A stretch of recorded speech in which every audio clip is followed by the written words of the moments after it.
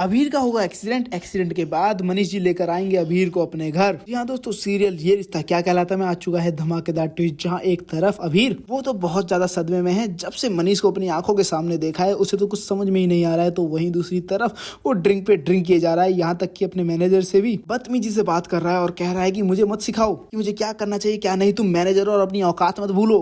जहाँ पे मैनेजर तो कॉन्ट्रैक्ट पे साइन करने को बोलता है तो वहीं वो गिर पड़ता है। इतनी ज्यादा ड्रिंक कर रखी है अबीर ने। तो वहीं दूसरी तरफ वो अपने मैनेजर से बोलता है कि जो मंगवाया था वो लेकर आए, जहाँ पर अब मैनेजर दिखाता है कि हाँ मैं लेकर आया हूँ।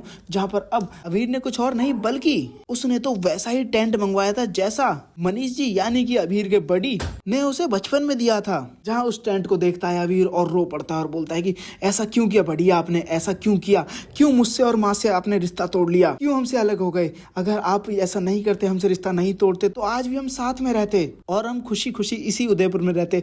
हम उदयपुर छोड़कर नहीं जाते, मगर आपने हमारे साथ गलत किया। आपने हमसे रिश्ता तोड़ के हमें घर से बाहर कर दिया। इसके बाद हमारा पूरा परिवार छिन गया। जहाँ एक तरफ उसी टेंट तक पहुंच जाती है अब कियारा। दरअसल जो सीरा है यानी कि क्रिस की गर्लफ्रेंड, वो अबीर यानी कि रुद्र की स्टाइलिश है और कई सालों से बहुत अच्छी तरीके से बॉन्डिंग है उन दोनों की। जहां पर अब क्यारा और क्रिस के लिए रुद्र के शो के पासेस देने वाली थी सियारा, इसीलिए उसने बुलाया था क्रिस और क्यारा को। तो वहीं अब क्यारा वो तो दीवानी है रुद्र की। तो वहीं हम आपको बता दें जहाँ पे वो रुद्र की सारी चीजें उठा उठा के देख रही होती है यानी कि अबीर की, तो वहीं वो उसका पासवर्ड उठा के देखती है। तो दूसरी तरफ अब वो उसी टेंट को जैसे ही हाथ लगाती है उसी वक्त वहां पे चिल्ला पड़ता है अब अबीर। जहाँ पे अबीर के नो बोलते ही उससे वो टेंट टूट जाता है, जहाँ पे बहुत ज्यादा गुस्सा करता है अबीर और उन दोनों को धक्के देके बाहर निकाल देता है। तो वही मैं आपको बता दें दोस्तों, दूसरी तरफ जो अबीरा है उसे फर्म से दूर रखने के लिए अरमान ने तो टर्मिनेट ही कर दिया है, ताकि वो किसी भी तरीके से जो बच्चा रोहित ने हमें सौंपा है, हम उसकी जिम्मेदारी थमाई है, उस जिम्मेदारी पे हम उतर सकें और उस बच्चे के अच्छे माँ बाप बन सकें। मगर इस सब में सिर्फ और सिर्फ अबीरा ही क्यों अपना करियर का बलिदान दे?